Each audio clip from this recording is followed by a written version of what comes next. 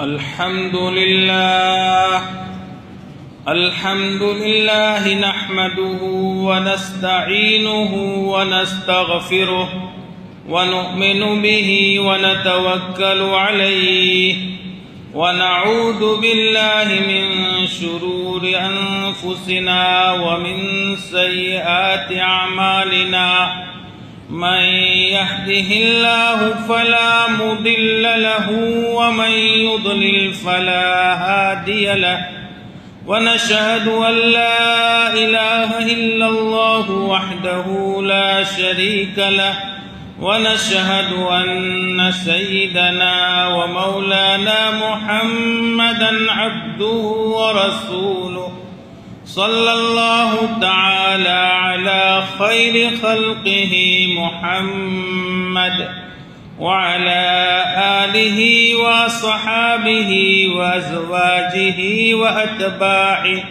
وبارك وسلم تسليما كثيرا أما بعد فأعوذ بالله من الشيطان الرجيم بسم الله الرحمن الرحيم الحمد لله رب العالمين الرحمن الرحيم مالك يوم الدين صدق الله مولانا العلي العظيم وصدق رسوله النبي الكريم يا رب صل وسلم دائما أبدا على حبيبك خير الخلق كلهم يا رب صل وسلم دائما أبدا على حبيبك خير الخلق كلهم يا رب صل وسلم دائما أبدا على حبيبك خير الخلق كلهم. معزز علماء کرام، محترم بزرگوں اور عزیز بھائیوں، سورہ فاتحہ کی پہلی آیت الحمدللہ رب العالمین کے سلسلے میں تفصیلات پیش کی جا رہی تھی. الحمدللہ میں دعویٰ ہے اور رب العالمین میں دلیل ہے. تمام تعریفیں اللہ کے لیے ہیں، اور جب ساری تعریفیں اللہ کے لیے ہے تو عبادت کی مستحق ذات بھی صرف اللہ کی ہے، اس کے علاوہ کوئی عبادت کے لائق نہیں. اور کیوں؟ اس لیے کہ وہ رب العالمین، جو معبود ہو اس کا رب ہونا ضروری، یہ طے. اور جو رب ہے اس کا رازق ہونا ضروری. جس کی عبادت کی جائے گی وہی کھلائے گا، وہی پلائے گا. جس نے پیدا کیا اس کی ذمہ داری ہے کہ پھر اپنی مخلوق کے گزارے کا انتظام کرے. اس لیے دعویٰ تھا الحمدللہ، تمام تعریفیں اللہ کے لیے ہیں. کون؟ اللہ رب العالمین، جو تمام جہانوں کا پروردگار ہے. کل سمجھایا تھا کہ رب کا معنی ہے ابتدا سے لے کر رفتہ رفتہ ہر چیز کی حکمتوں، مصلحتوں، ضرورتوں کی رعایت کے ساتھ اس کو کمال تک پہنچنا. تو رب کے معنی میں تین باتیں ہیں. نمبر ایک، نیست سے ہست میں لانا، یعنی جس کا وجود نہیں تھا اس کو وجود بخشنا. یہ آسمان نہیں تھے، یہ زمینیں نہیں تھی، یہ دریا نہیں تھے، یہ پہاڑ نہیں تھے، ہم نہیں تھے، جنات نہیں تھے، جنگلات نہیں تھے، صحرا نہیں تھے، ہوائیں نہیں تھی، بارشیں نہیں تھی، بادل نہیں تھے، کچھ نہیں تھا. صرف اللہ کی ذات تھی اور اس اللہ نے ساری کائنات کو وجود بخشا. تو پہلے تو نیست سے ہست میں لانا. نمبر 2 پھر اس کے باقی رکھنے کا انتظام کرنا۔ اللہ تعالیٰ نے آسمان بنائے باقی ہے، زمینیں بنائی باقی ہے، اور جب تک اللہ کا حکم ہوگا تب تک باقی رہے گی۔ آج اللہ کے بنائے ہوئے آسمان سے آگے کوئی آسمان نہیں بنا سکا، اور اللہ کے بنائے ہوئے آسمانوں میں سے کسی آسمان کو کوئی ختم نہیں کر سکتا۔ بہت آئے دنیا میں، کسی نے انا ربکم الاعلیٰ کا دعویٰ کیا، تمہارا سب سے بڑا رب میں ہوں، لیکن وہی فرعون جو انا ربکم الاعلیٰ کا دعویٰ کرنے والا تھا، آج تک وہ کوئی آسمان تو کیا کوئی معمولی سی کوئی ایسی چیز نہیں بنا سکا جس کو وہ اپنی مخلوق کرے۔ تو بہت آئے کہ رب العالمین تو وہی ہے، کائناتوں کا نظام اسی نے بنایا ہے، کائناتوں کا خالق وہی ہے، وہی رب ہے، اور جب وہی معبود ہے تو اس کی ذمہ داری ہے کہ اپنی مخلوق کو وہ پالے۔ اس لیے اللہ تعالیٰ نے فرمایا تمام تعریفیں اللہ کے لیے ہیں، وہی معبود برحق ہیں۔ تو رب العالمین ساری کائنات کو پالنے والا بھی وہی ہے، اور اس کے پالنے کا نظام اسی نے بنایا۔ جو رب ہوگا، جو خالق ہوگا، وہی پالے گا۔ مشہور قصہ بار بار سنا ہے ہم نے کہ حضرت سلیمان علیہ نبینا علیہ الصلاۃ والسلام کو اللہ نے بڑی ایسی حکومت دی تھی کہ ایسی حکومت اس سے پہلے کسی کو نہیں دی گئی، اور صرف انسانوں پر نہیں، جناتوں پر بھی ان کی حکومت تھی، ہوائیں بھی ان کے تابع تھی، پرندے بھی ان کے تابع تھے، جانوروں کی بولی بھی وہ سمجھتے تھے۔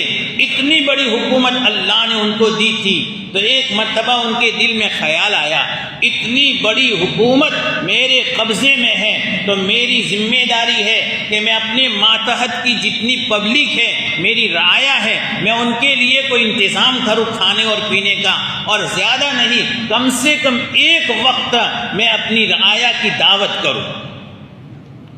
تو اللہ تعالیٰ سے اجازت طلب کی، پروردگار آپ چاہیں تو آپ کی مخلوق کی میں دعوت کروں۔ اللہ تعالیٰ نے فرمایا آپ سے نہیں ہو سکتا، خاموش ہو گئے۔ پھر دوسری بار داعیہ پیدا ہوا، پھر عرض کیا، پھر اللہ تعالیٰ نے جواب دیا آپ سے نہیں ہو سکتا۔ کئی مرتبہ جب بار بار انہوں نے عرض کیا تو اصرار کے بعد اللہ تعالیٰ کی طرف سے اجازت ملی، اور جب اجازت ملی تو ان کی ماتحتی میں جتنی چیزیں تھیں سب کو کام میں لگایا گیا۔ جناتوں کو کام میں لگایا گیا لکڑیاں جمع کرو، اور انسانوں کو کام میں لگایا گیا کہ دنیا میں جہاں کہیں بھی جو کھائے جانے والے جانور ہیں، اونٹ ہے، گائے ہے، بیل ہے، بھینس ہے، بکریاں ہیں، اور جو خشکی کے عام جانور بھی ہے، جنگل میں رہنے والے مانور اور وحشی، سارے حلال جانوروں کو ذبح تلاش کرو، اور تلاش کرنے کے بعد پھر ان کو ذبح کر کے ان کا گوشت تیار کرو۔ نظام بنا، کوئی دیگیں تیار ہوئی، اور سارا انتظام ہونے کے بعد پھر اللہ کے حضور عرض کیا کہ اب میں کھلانا چاہتا ہوں، شروع کہاں سے کروں؟ فرمایا تمہاری مرضی۔ کہا چلو میں خشکی کی بجائے تری کی مخلوق سے، زمین کی بجائے سمندر کی مخلوق سے میں شروع کروں۔ تو حضرت سلیمان علیہ السلام نے اعلان کیا سمندر کی مخلوق کو کہ تمہاری دعوت ہے، کھانے کے لیے آ جائے۔ دوسری چیزیں بعد میں آتی، ایک بہت بڑی مچھلی باہر آئی، اس نے کہا مجھے زیادہ بھوک لگی ہے، سب سے پہلے مجھے کھلاؤ۔ حضرت سلیمان علیہ السلام کا یہ کھانا تیار ہے، شروع کرو۔ اس نے ایک طرف سے شروع کیا اور صفا چٹ کرتے ہوئے دوسری طرف کا سارا کھانا ختم کر دیا۔ کئی روز لگ گئے تھے، جس کی تیاری میں انسانوں کو لگا دیا تھا، جناتوں کو لگا دیا تھا۔ یہ واقعہ کتابوں میں فرضی واقعہ نہیں ہے، تو یہ سب لگا دیا، لیکن مچھلی سب صاف کر گئی۔ اس کے بعد کہا اور بھی چاہیے۔ حضرت سلیمان نے کہا باقی کیا ہے؟ کہا اور بھی چاہیے، آپ نے میرا نقصان کیا، ہر روز میرا رب مجھے کھلاتا ہے، اور ہر روز اس طرح کے 3 لقمے میں کھاتی ہوں۔ آج آپ کی دعوت کی وجہ سے پروردگار کے یہاں سے میرے رزق کا انتظام نہیں ہے، آپ نے میری دعوت کھا کر کے مجھے دعوت کھلا کر کے مجھے بھوکا رکھا۔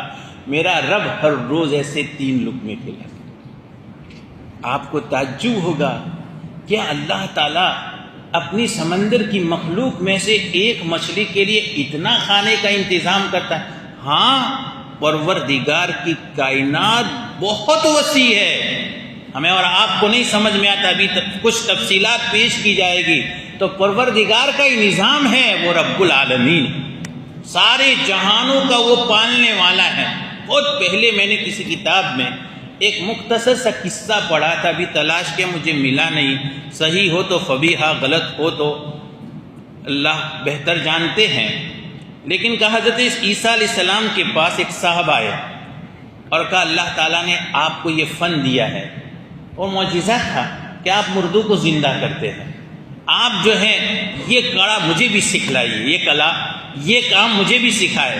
بھائی یہ ہر ایک کے بس میں نہیں ہے، یہ تو پروردگار کا نظام ہے، مردوں کو زندہ کرنے کی طاقت اس کی ہے، لیکن وہ اپنی مخلوق کو جب چاہیں اپنے تصرفات میں سے کچھ اختیار دے دیتا ہے۔ رب نے معجزے کے طور پر مجھے دیا ہے کہ میں مردوں کو زندہ کر دیا کرتا ہوں، یہ تمہیں نہیں مل سکتا۔ کہا اللہ سے دعا تو کیجئے، آپ کی برکت سے یہ کام مجھے بھی مل جائے۔ حضرت عیسیٰ علیہ السلام کے پاس رہ کر انہوں نے اللہ تعالیٰ سے دعا کروائی اور اللہ نے کہا چاہو تمہیں بھی اختیار ہے، تم ایسا کر سکتے ہو۔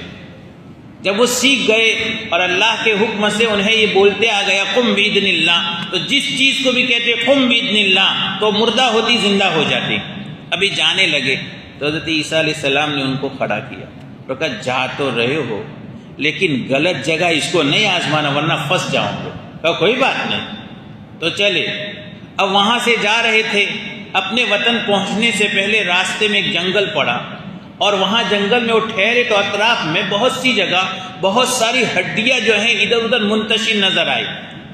تو انہوں نے چاہا کہ یہ ہڈیاں یہاں ہیں، یہ کسی جو ہے جاندار کی ہوگی، اب لاؤ میں ان ہڈیوں کو دیکھوں زندہ کر کے اور مجھے یہ کلا ہے یا نہیں، مجھے یہ کاریگری ملی ہے کہ نہیں ملی معلوم تو ہو جائے۔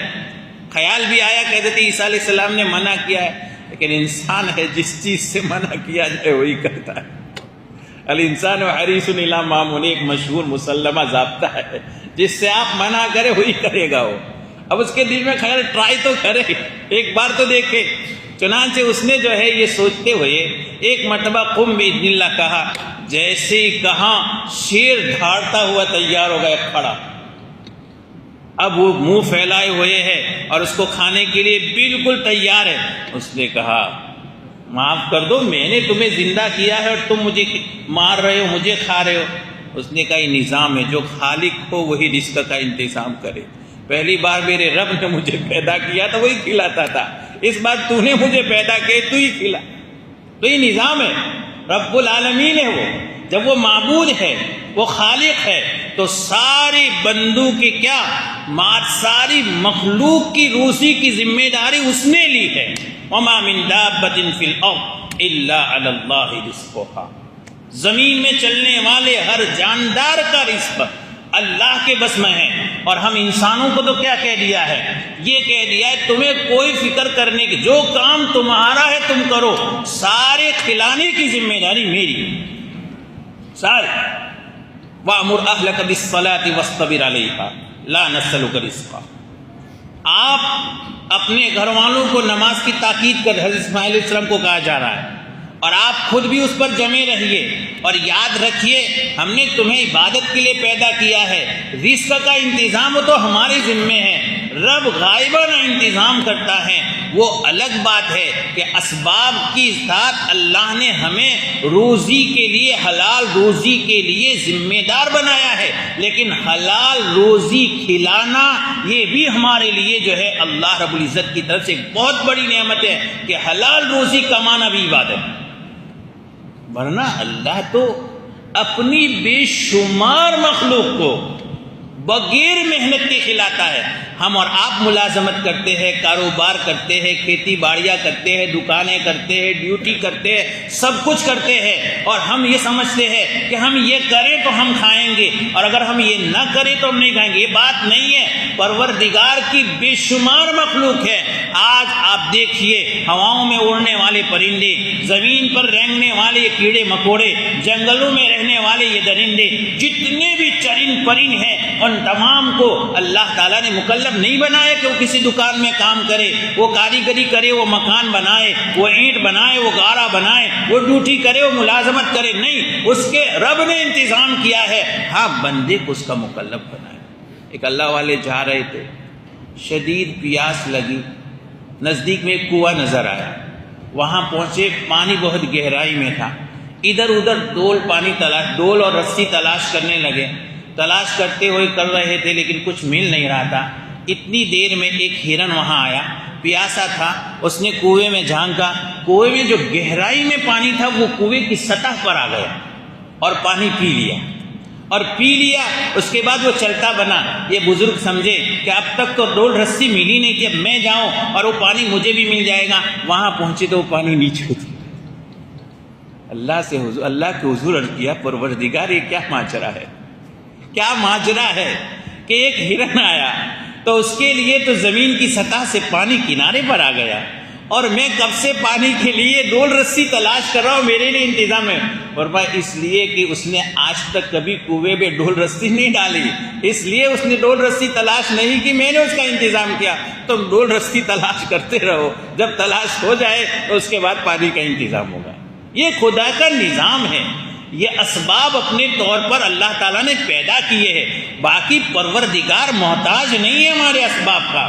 ہمیں کھلانے اور پلانے کے لیے پروردگار اسباب کا محتاج نہیں ہے۔ انسانوں کو اللہ نے قوت دی ہے اور انسانوں کی حلال کمائی کے لیے اس کی محنت کو اللہ نے عبادت بنایا ہے، یہ انسان کے لیے بہت بڑی سعادت ہے۔ باقی اللہ بے شمار مخلوق کو اپنے کرم سے کھلاتا ہے، کیا وہ انسانوں کو نہیں کھلا سکتا؟ وہ رب العالمین ہے، سارے جہانوں کا وہ پروردگار ہے، سارے جہاں۔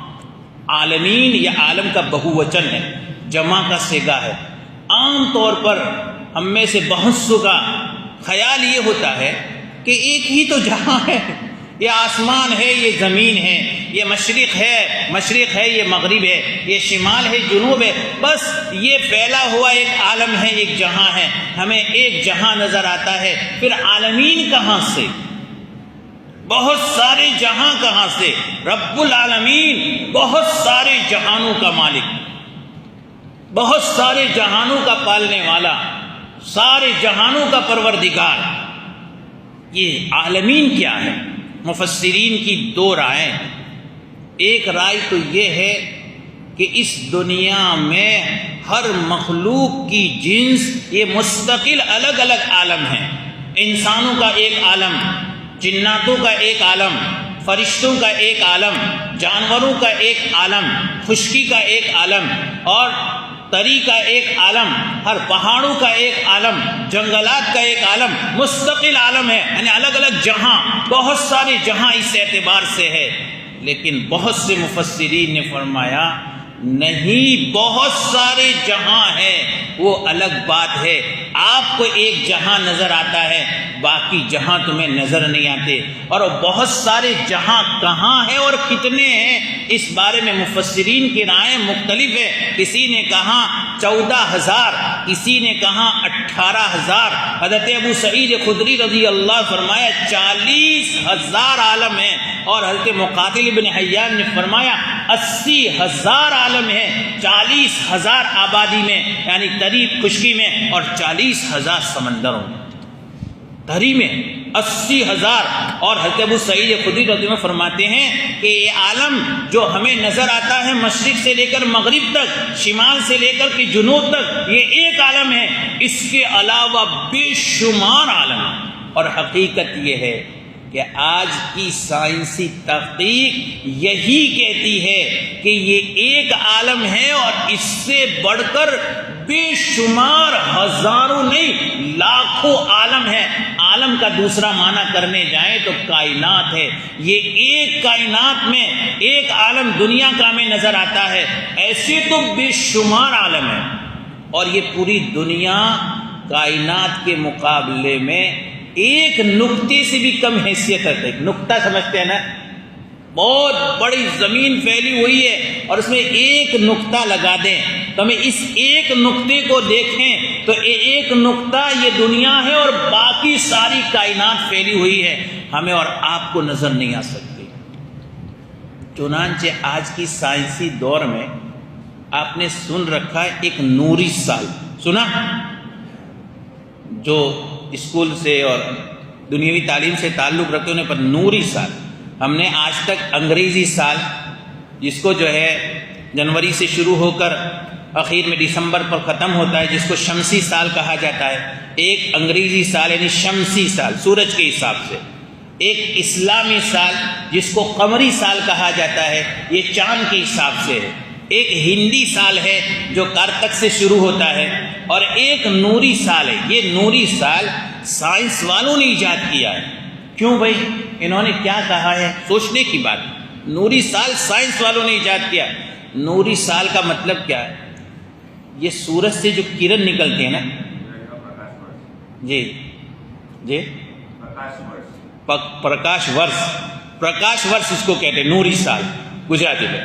تو یہ جو سورج کی کرن نکلتی ہیں، یہ سورج کی کرن یہ ایک سال میں جتنی مسافت طے کرے، اتنی لمبی اتنی مدت کو ایک نوری سال، اس کو پرکاش ورس کہتے ہیں۔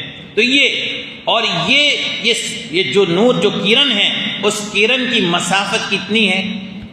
ایک تحقیق تو سائنسدانوں کی یہ ہے کہ زمین سے سورج کی دوری 1,86,00,000 میل کے برابر۔ کتنے؟ زمین سے سورج 1,86,00,000 میل۔ 1 کلومیٹر ہوتا ہے، 1 میل ہوتا ہے، میل بڑا ہوتا ہے، 1,86,00,000۔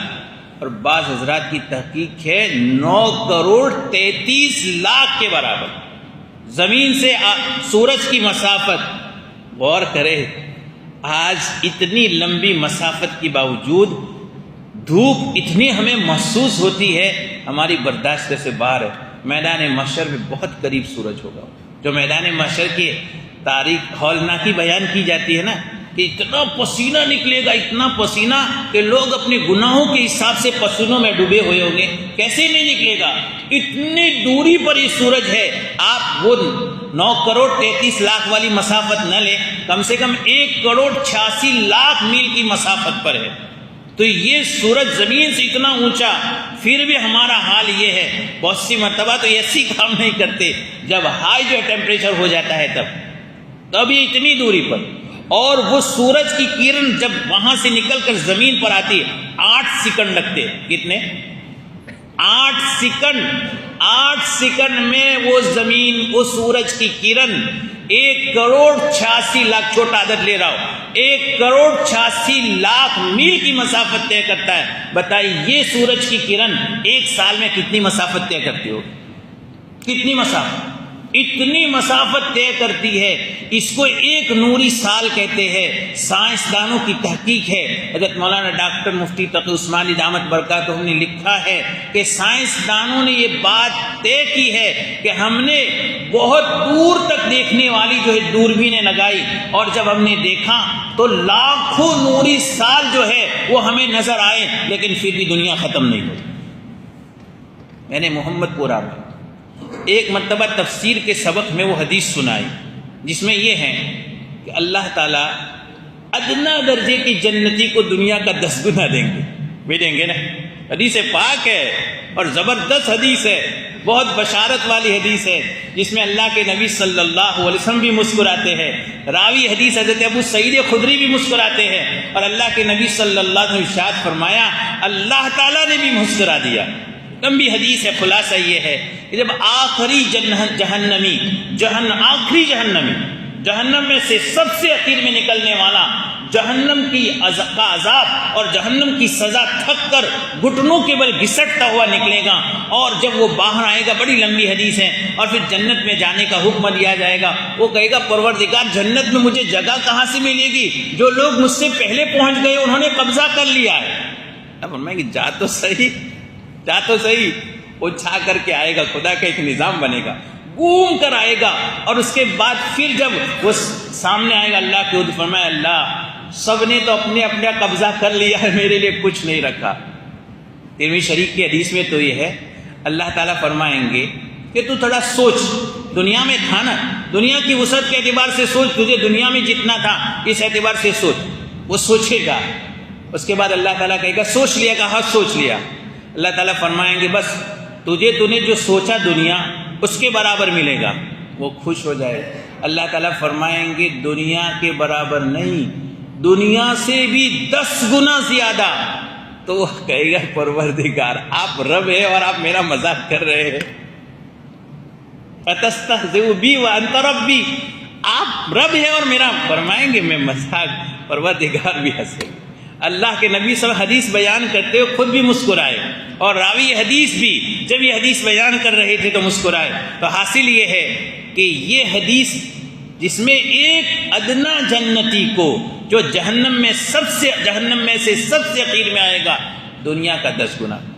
میں نے حدیث بیان کی سبق میں تفسیر کے درس میں ایک سائنس کے بہت ماہر جو ہے ماسٹر تھے، ٹیچر تھے، انہوں نے بعد میں مجھ سے کہا کہ مولوی صاحب پہلے تو یہ بات ہمیں سمجھ میں نہیں آتی، اس لیے کہ انسان تو جو نظر آئے وہی مانتا ہے، لیکن سائنس کی تحقیق نے بتایا کہ حقیقت میں ایک جنتی کو دنیا کا 10 گنا ملے تو یہ کوئی مشکل چیز نہیں ہے۔ اور پھر انہوں نے بڑی لمبی تفصیل سمجھائی جس کا خلاصہ یہ ہے کہ کائنات تو کتنی بڑی ہے، یہ کائنات اتنی بڑی ہے کہ بہت ساری کائناتیں ہیں، جس کو برہمن کے کیا کہتے ہیں مجھے پتہ نہیں، انہوں نے سمجھا اور کہا ایک کائنات کے مقابلے، انہوں نے مجھے مثال دے کر سمجھایا، ایک کائنات کے مقابلے میں یہ دنیا ایسی ہے جیسے ہمارے پورے جسم میں سے ایک ناخن لے لے اور اس ناخن کا بھی 1000واں حصہ کرے، اور یہ 1000واں حصہ جو ہے ہمارے ناخن کا، وہ 1000واں حصہ ہمارے جسم سے جو حیثیت رکھتا ہے،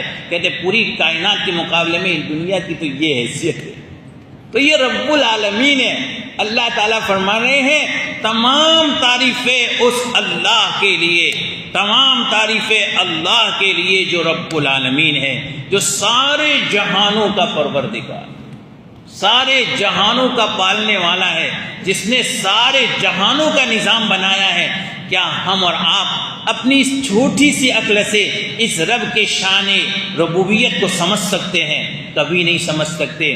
بس ہمارا کام تو یہ ہے کہ بس ہم ایک جملہ کہہ دیں، بس یہی الحمدللہ رب العالمین۔ تو یوں سمجھ لیجئے کہ ہم نے سارے نظام کائنات کو سمجھ لیا۔ اس لیے ابن ماجہ شریف میں حدیث ہے، اللہ کے نبی صلی اللہ علیہ وسلم ارشاد فرمایا، بندہ اگر اس کو دنیا کی آسمان اور زمین بھر کر بھی نعمتیں ملیں، دنیا کی آسمان اور زمین بھر کر بھی نعمتیں ملیں، اور ان نعمتوں کے بعد یہ صرف یہ کہے الحمدللہ، تو ان ساری نعمتوں سے بڑھ کر ہی الحمدللہ۔ مفسر امام قرطبی رحمۃ اللہ علیہ نے یہی بات کہی، مطلب یہ ہے کہ اللہ تعالیٰ نے کائنات کا اتنا نظام بنایا ہے جو ہمیں اور آپ کو نہیں سمجھ میں نہیں آ سکتا، لیکن اس کائنات کے نظام کے سامنے اللہ نے ہمیں قرآن کی جو نعمت دی ہے، اور قرآن میں بھی سورہ فاتحہ کی جو نعمت دی ہے، اور سورہ فاتحہ میں بھی جو حمد کا طریقہ ہمیں سکھایا ہے الحمدللہ، یہ صرف الحمدللہ کائنات کی نعمتوں سے بڑھ کر نعمت مفت میں ملا ہے۔ لیکن جتنی چیزیں مفت میں ملتی ہے انسان اس کی قدر نہیں کر سکتا۔ ہوائیں مفت میں ملی ہے، لیکن آج اس آکسیجن کی قدر نہیں ہے، اور کورونا کے جو ہے کال میں اس آکسیجن کی کتنی قدر تھی میرے بھائی۔ پانی مفت میں ملا ہے، آج پانی کی ہمیں کوئی قدر نہیں ہے، بے تحاشا ہم ضائع کر۔ یہ ہوائیں مفت میں ملی ہیں، لیکن ہواؤں کے ہمیں کوئی قدر نہیں ہے۔ اللہ نے ہمارے اعضاء مفت میں ہمیں دیے ہیں، لیکن ہمارے اعضاء کی ہمیں کوئی قدر نہیں۔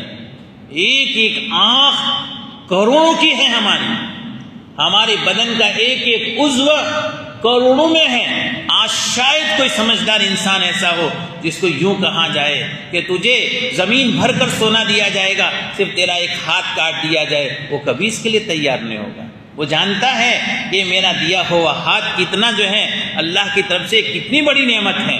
تو یہ جتنی زیادہ نعمتیں ہمیں ملی ہیں، اتنی ہی زیادہ ہم سے ناقدری ہوتی ہے۔ کل اگلے سبقوں میں بتایا تھا کہ بسم اللہ بھی یہ اللہ کی بہت بڑی نعمت ہے، الحمدللہ یہ بھی اللہ کی بہت بڑی نعمت ہے۔ دل سے کہے الحمدللہ، کہیں الحمدللہ، الحمدللہ رب العالمین۔ تو یہ ہے الحمدللہ رب العالمین، تمام تعریفیں اللہ کے لیے ہے جو سارے جہانوں کا رب ہے۔ بس ایک ہی کام جو کل بتایا تھا کہ اس کو رب مان لیں بس، اور رب ماننے کا یہی ایک طریقہ ہے، ان الذین قالوا ربنا اللہ، جس نے کہا کہ ہمارا رب اللہ ہے، ثم استقاموا، اور پھر اسی پر جمے رہیں، دنیا ادھر سے ادھر ہو جائیں لیکن رضینا باللہ ربا، ہم ہمارے پروردگار کے اللہ کے رب ہونے پر راضی ہے۔ اور راضی ہونے کا مطلب کیا ہے؟ راضی تو کیوں نہ ہو، اللہ نے ہمیں اپنا بندہ بنا کر خود معبود بن کر ہم پر احسان کیا ہے، لیکن راضی ہونے کا مطلب قناعت کرے، دل کی گہرائیوں سے اس بات کا استحضار ہو کہ پروردگار بس تیرا ہی کرم ہے کہ تو ہمارا رب بس، اور یہ بار بار کہتے رہیں۔ جب کہیں گے تو پھر یہ سبق اتنا دہرایا جائے گا کہ قبر میں جانے کے بعد پھر ہمارے لیے مر ربک کا جواب دینا آسان ہوگا، ورنہ حدیث پاک میں ہے کافر کو پوچھا جائے گا مر ربک، تو کہے گا لا ادری، لا ادری، مجھے نہیں پتا، لا بدحواس ہو جائے گا۔ منافق سے کہا جائے، منافق تو کہتا بھی ہے، منافق تو جانتے ہیں اللہ کے نبی کے زمانے میں جو زبان سے تو کہتے تھے کہ ہمارا رب اللہ ہے، تو وہ رب کہتے تھے، لیکن پھر بھی جب قبر میں جائیں گے تو چونکہ دل سے نہیں کہا تھا انہیں یاد نہیں رہے گا۔ حدیث پاک میں منافق کے لیے سیگا ہے، وہ کیا کہے گا؟ وہ کافر کی طرح ایسا نہیں کہے گا لا ادری بلکہ وہ کیا کہے گا؟ کنت اقول ما یقول الناس، مجھے نہیں پتا، لا ادری، اس کے بعد کہے گا لا ادری، مجھے پتہ نہیں ہے، مجھے پتہ، یعنی میں دنیا میں لوگوں کی طرح میں بھی تو کہتا تھا کہ ربنا ربنا ربنا اللہ، لیکن پھر مجھے پتہ نہیں ہے، میں لوگوں کی طرح کہتا تھا، بس زبان سے کہتا تھا، دل سے نہیں کہتا تھا، بس مجھے پتہ نہیں ہے وہ کیا تھا۔ اور ایک مومن مر ربک پوچھا جائے گا تو دل سے کہے گا ربنا اللہ، ربی اللہ، میرا رب اللہ۔ تو الحمدللہ رب العالمین کا یہ سبق ہے کہ ہم دو باتیں سمجھ لیں، ایک تو یہ ہے کہ ساری تعریفوں کی مستحق ذات بھی اللہ کی ہے، اور عبادت کی مستحق ذات بھی کس کی ہے؟ اللہ کی ہے۔ اور یہ دعویٰ ہے، اور دلیل کیوں؟ اس لیے کہ وہ رب العالمین ہے۔ جب وہ رب ہے، جب وہ معبود ہے تو وہ رب بھی ہے، اسی کی ذمہ داری ہے کہ کائنات کو پالے۔ اور یہ کائنات، ایک بات رہ گئی، علامہ تقی عثمانی رحمۃ اللہ علیہ نے اپنے چشم دید مشاہدہ پیش کیا ہے، جو آنکھوں سے دیکھا۔ فرمایا زمین کے اوپر جتنا نظر آتا ہے، سمندروں کے نیچے اس سے بھی زیادہ دنیا آباد، کائنات آباد ہے۔ اور فرمایا میں 2 مرتبہ آبدوز کے ذریعے زمین کی تہ میں پہنچا ہوں، اور 2 مرتبہ میں نے 1.5 گھنٹے تک وہاں کی کائنات کا مشاہدہ کیا۔ جیسے پہاڑ زمین پر ہے، ایسے پہاڑ فرمایا دریا میں بھی ہے، جیسے جنگلات زمین میں ہیں ایسے جنگلات دریا میں بھی ہے۔ فرمایا جیسے صحرا رن، جیسے صحرا زمین میں ہے ایسے صحرا جو ہے سمندر کے نیچے بھی ہے۔ فرمایا جس طرح کے جانور زمین پر ہے اس سے کئی گنا زیادہ اور رنگا برنگی جانور زمین میں بھی ہیں، اور جو نباتات زمین پر نظر آتی ہے اس سے زیادہ نباتات کا جہاں سمندر کے نیچے بھی ہے۔ تو یہ جہاں ایک نہیں ہے، جہاں بہت ہے۔ بس خالی یہ سمجھ لے جس رب نے اس اتنے بڑے جہاں کو، جس کو ہم دیکھ بھی نہیں سکتے، اس کے علاوہ بے شمار جہاں بنائے ہیں، اور اتنے سارے جہاں بنانے والے رب نے ہمیں صرف ایک ہی حکم دیا ہے کہ مجھے صرف رب مان لو، مجھے صرف رب مان لو، اس کے علاوہ پروردگار نے کوئی حکم دیا۔ اور جب رب کو رب مان لیں گے تو رب کی ساری باتیں بھی مان لیں گے، پھر رب مانی زندگی گزرے گی۔ فرمائے ایک ہی بات ہے، مجھے رب مان لو، اور کتنے بھی تم سے گناہ کیوں نہیں ہوئے ہو، کتنے بھی تم سے قصور اور کوتاہیاں کیوں نہیں ہو، زندگی میں ایک مرتبہ بھی جو ہے تم میرے حضور آ جاؤ، 70 سال تک بتوں کے سامنے تم نے گردن جو ہے اپنی پیشانیاں ٹکائی ہو، لیکن زندگی کے آخری مرحلے پر آ جاؤ تمہیں اپنانے کے لیے تیار ہو۔ اور قرآن نے، اللہ نے اعلان کروایا، قل یا عبادی الذین اسرفوا علی انفسہم لا تقنطوا من رحمت اللہ، اعلان کروایا، اے اللہ کے رسول آپ اعلان کر دیجئے کہ جو لوگ اپنی جانوں پر ظلم کر چکے ہیں، یعنی جنہوں نے گناہ کر کے میرا کچھ نہیں بگاڑا، گناہ کر کے میرا کچھ نہیں بگاڑا، گناہ کر کے اپنا بگاڑا ہے، اسرفوا علی انفسہم لا تقنطوا، انہیں مایوس ہونے کی کوئی ضرورت نہیں، انہیں نا امید ہونے کی ضرورت نہیں ہے، انہیں اللہ تعالیٰ سے امید ختم کرنے کی کوئی ضرورت نہیں، لا تقنطوا من رحمت اللہ ان اللہ یغفر الذنوب جميعا، وہ تو سارے گناہوں کو معاف فرماتا ہے۔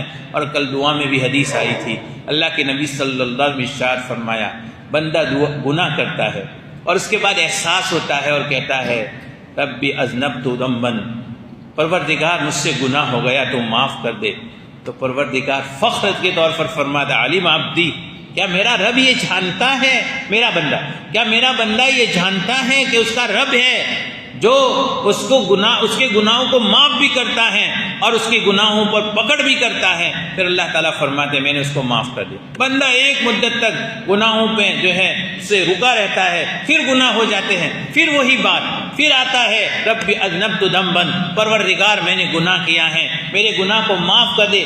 اللہ یہی فرماتے ہیں بار بار، اخیر میں اللہ فرماتے ہیں فافعل ما شئت، جو چاہے کر، بس تیری عادت کہ جب بھی گناہ ہوتا ہے تو گناہ کے بعد گناہ پر اصرار نہیں، میرے حضور آ کر گر گراتا ہے تو پھر میں تیرے گناہوں کا صفایا کر دیتا۔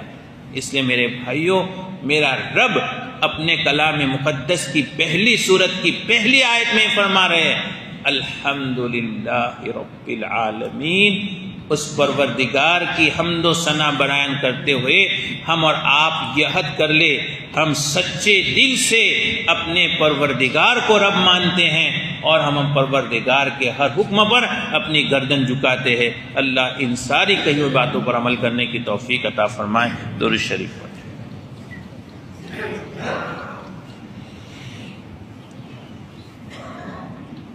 یا رب لک الحمد کما ینبغی لجلال وجہک وعظیم سلطانک، یا رب لک الحمد کما ینبغی لجلال وجہک وعظیم سلطانک، یا رب لک الحمد کما ینبغی لجلال وجہک وعظیم سلطانک، لا الہ الا انت سبحانک انی کنت من الظالمین، لا الہ الا انت سبحانک انی کنت من الظالمین، لا الہ الا انت سبحانک انی کنت من الظالمین۔ اللہم صل علی سیدنا محمد وعلی آل سیدنا محمد کما صلیت علی سیدنا ابراہیم وعلی آل سیدنا ابراہیم انک حمید مجید۔ اللہم بارک علی سیدنا محمد وعلی آل سیدنا محمد کما بارکت علی سیدنا ابراہیم وعلی آل سیدنا ابراہیم انک حمید مجید۔ اللہم صل علی سیدنا و مولانا محمد وعلی آل سیدنا و مولانا محمد صلاة تنجینا بها من جمیع الاحوال والآفات وتقضی لنا بها جمیع الحاجات وتطهرنا بها من جميع السيئات وترفعنا بها عندك على الدرجات وتبلغنا بها أقصى الغايات من جميع الخيرات في الحياة وبعد الممات، إنك على كل شيء قدير، إنك على كل شيء قدير، إنك على كل شيء قدير۔ ربنا ظلمنا أنفسنا وإن لم تغفر لنا وترحمنا لنكونن من الخاسرين۔ اللهم إنك عفو كريم تحب العفو فاعف عنا يا كريم، اللهم إنك عفو كريم تحب العفو فاعف عنا يا كريم، اللهم إنك عفو كريم تحب العفو فاعف عنا يا كريم۔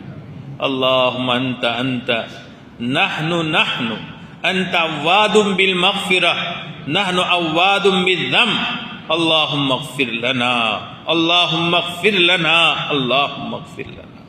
اے اللہ، ہم تیرے گنہگار بندے ہیں، ہم نے بہت گناہ کیے ہیں یا اللہ، جسم کے روئے روئے سے گناہوں کی گندگیاں اور غلاظتیں نظر آ رہی ہے۔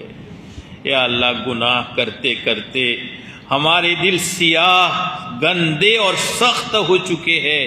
اے اللہ تو ہمیں گناہوں سے پاک صاف فرما دے اور گناہوں کی ہماری عادت سے ہمیں چھٹکارا نصیب فرما دے۔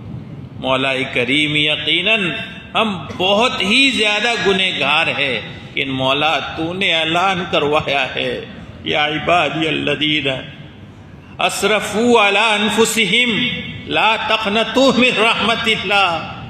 تیرے اس اعلان کے بعد کون تجھ سے نا امید ہو سکتا ہے؟ مولا یقیناً ہم نے بہت گناہ کیے ہیں اور ہمارے گناہوں کی کوئی انتہا نہیں ہے، لیکن تیری مغفرت کے سمندر ہمارے گناہوں سے بہت زیادہ وسیع ہے، بہت زیادہ وسیع ہے۔ ہمارے گناہوں کے سمندروں میں تیرے رحم اور کرم اور مغفرت کا ایک قطرہ گر جائیں تو ہمارے سارے گناہوں کے سمندر خشک ہو جائیں گے۔ پروردگار تو کرم فرما کر ہمارے گناہوں کو ختم فرما کر، ہمارے نامہ اعمال سے گناہوں کو مٹا کر، ہماری سیئات کو حسنات سے مبدل فرما کر، دینوں کی گندگی اور یا اللہ سختی ختم فرما کر، یا اللہ ہمیں پاکیزگی اور طہارت اور تقوی، تیری معرفت اور تیری محبت نصیب فرما۔ تیری مرضیات پر زیادہ سے زیادہ چلا کر تیری نامرضیات سے ہماری حفاظت فرما دے۔ طاعات اور عبادات کی رغبت اور توفیق نصیب فرما کر معاصی اور گناہوں سے ہمیشہ کے لیے نفرت اور حفاظت نصیب فرما دے۔ تیرے محبوب مقبول پرہیزگار بندوں میں شامل فرما دے۔ ماہ مبارک میں جو بے پناہ رحمتیں تیری طرف سے برستی رہتی ہیں، ان رحمتوں سے ہمیں زیادہ سے زیادہ لطف اندوز ہونے کی توفیق عطا فرما دے۔ ان رحمتوں میں یا اللہ زیادہ سے زیادہ داخل ہو کر تیری زیادہ سے زیادہ رحمتیں سمیٹنے کی ہمیں توفیق عطا فرما دے۔ ماہ مبارک میں تو نے جو روزے کا حکم دیا اور تیرے فضل و کرم سے ہمیں روزے کی توفیق ملی، جو ٹوٹی پھوٹی عبادات کی توفیق ملی، مولا کریم تیرے کرم سے اس ماہ مبارک میں بہت سارے گناہوں سے حفاظت کی توفیق ملی۔ مولا کریم تو ان تمام توفیق کو قبول فرما کر اپنے شائن شان دنیا اور آخرت میں اس کا بہترین بدلہ نصیب فرما دے۔ روزے کے اور عبادات کے جو اثرات ہے وہ ہمیں نصیب فرما دے، اور یا اللہ 11 مہینے تک غفلتوں کی وجہ سے اب بھی جو غفلتیں ہوئی ہو، جو کوتاہیاں ہوئی ہو، یا اللہ جو ہم سے گناہ ہوئے ہو، محض اپنے فضل و کرم سے معاف فرما کر، یا اللہ محض اپنے فضل و کرم سے معاف فرما کر باقی دنوں میں ہر طرح کی کوتاہیوں سے اور غفلتوں سے ہماری حفاظت فرما کر اب جو باقی دن ہیں ان کی قدردانی کی توفیق عطا فرما دے۔ یا اللہ ہمیں بھی، ہمارے گھر والوں کو بھی، ہمارے بال بچوں کو بھی، ہمارے رشتہ داروں کو بھی، ہمارے محلے والے اور پڑوسیوں کو بھی، ہمارے شہر اور بستی والوں میں سے ہر ایک کو اور امت کے ایک ایک فرد کو نیک اعمال کی توفیق عطا فرما دے اور گناہوں سے بچنے کی توفیق عطا فرما دے۔ ہم تمام کی نیکیوں کو قبول فرما دے اور ہم تمام کے گناہوں کو معاف فرما دے، اور ماہ مبارک کی جتنی برکتیں، رحمتیں، نورانیت، روحانیت ہیں، ان سے ہم سب کو مالا مال فرما دے۔ مولا کریم ماہ مبارک تو نے اسی لیے عطا فرمایا ہے کہ ہم روزہ رکھ کر تیری عبادت کر کے ہم تقوی حاصل کر لے۔ مولا تو تقوی کی دولت ہمیں نصیب فرما دے، متقی بندوں میں ہمیں شامل فرما دے۔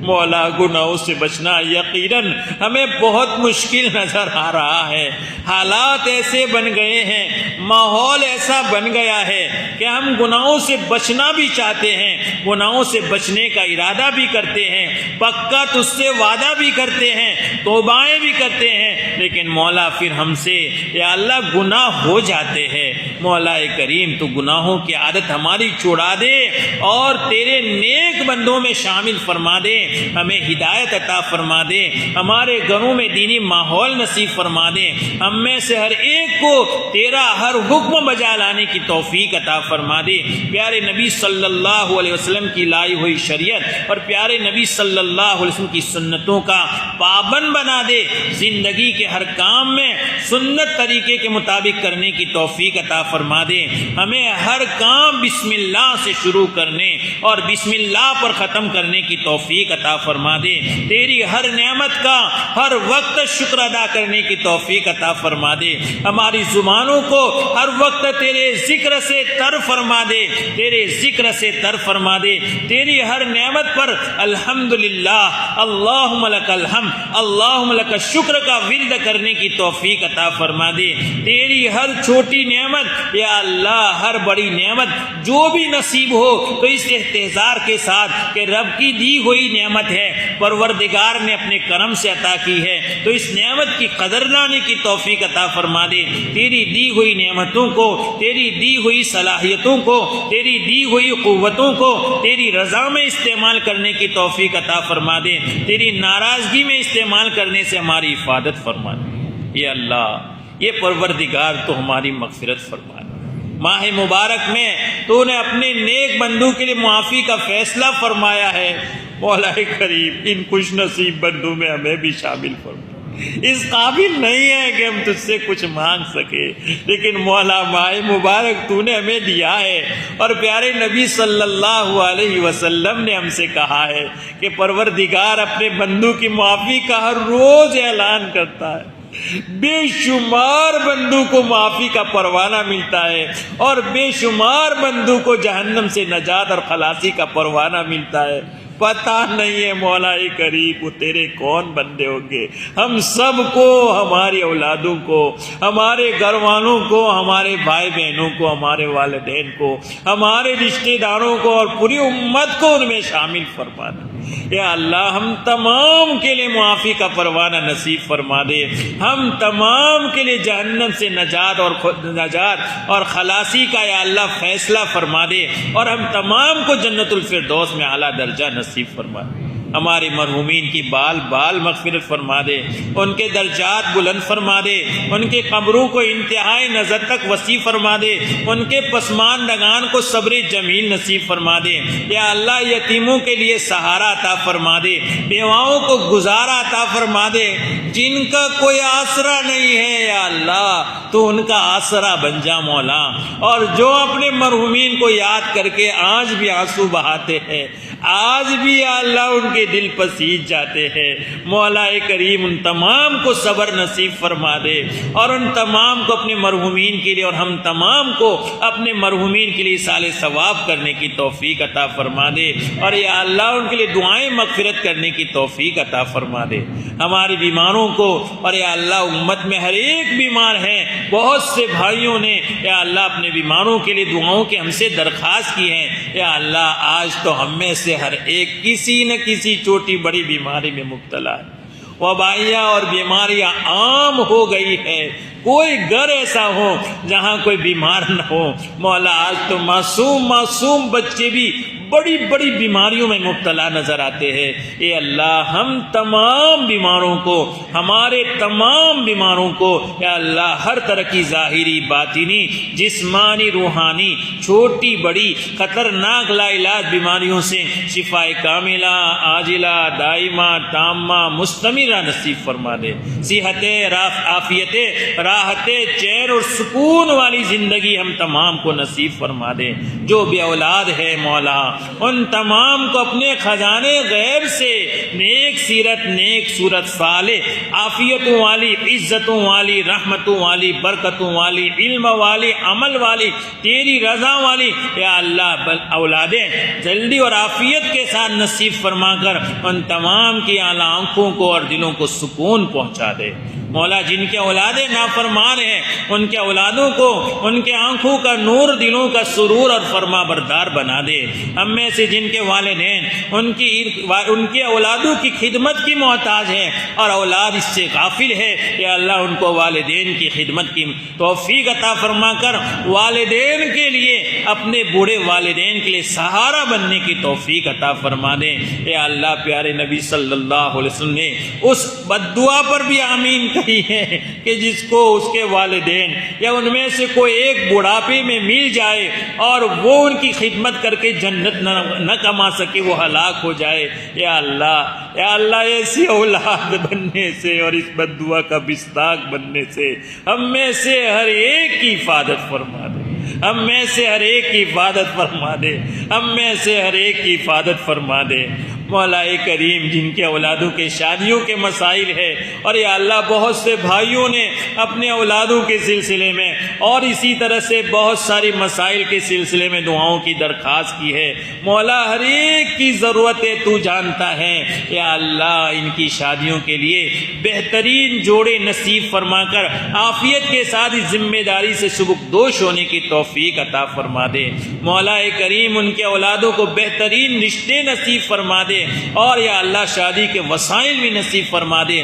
مولا کریم محض اپنے فضل و کرم سے ہم میں جتنے بھی پریشانیوں سے دوچار ہیں ان کی تمام پریشانیوں کو دور فرما دے، مسائل کو حل فرما دے، مشکلات کو ختم فرما دے، ظاہری اور خارجی جتنی تکلیفیں ہیں ساری تکلیفوں سے نجات نصیب فرما دے۔ یا اللہ امت میں ہمارے بہت سے محسنین ہیں، دینی دنیاوی بے شمار محسنین ہیں، بچپن سے لے کر آج تک بہت سے ہمارے محسنین نے ہم پر احسان فرمائے ہیں، اور ان کی بڑی تفصیلات ہے مولا، وہ بے شمار ہیں، ہم سے بہت سے تعلق رکھنے والے، محبت کرنے والے، للہ محبت کرنے والے ہیں، جو ہماری طرف محبت کی نگاہ سے دیکھتے ہیں۔ یا اللہ ہماری ان تمام محسنین کو، جن میں ہمارے والدین، ہمارے بہت سارے رشتہ دار، ہمارے اساتذہ، ہمارے مشائخ، ہمارے دوست و احباب، ہمارے شاگرد، یا اللہ ہم سے تعلق رکھنے والے،